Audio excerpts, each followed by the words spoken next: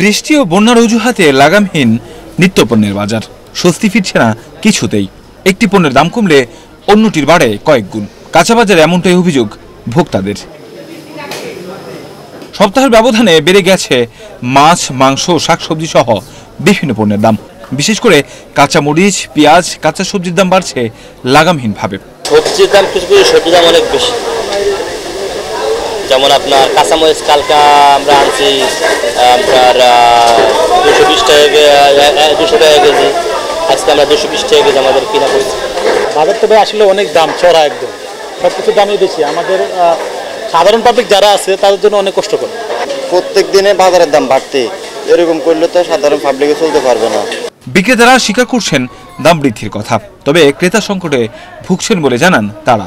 এই সপ্তাহে বলা হয়েছে 90 টাকা 95 টাকা, কারণ তো বলতে পারি না, মাল মনের সংকট। সকাল থেকে বৃষ্টি, কাস্টমার তো বাজারে আসে না, বাজারে একদম পাকা বেচাই না, একবারে নাই বলে চলে। চাহিদা তো ওরকম একটা চাহিদা নাই, বৃষ্টি হলে কি কাস্টমার তো আসতেছে না।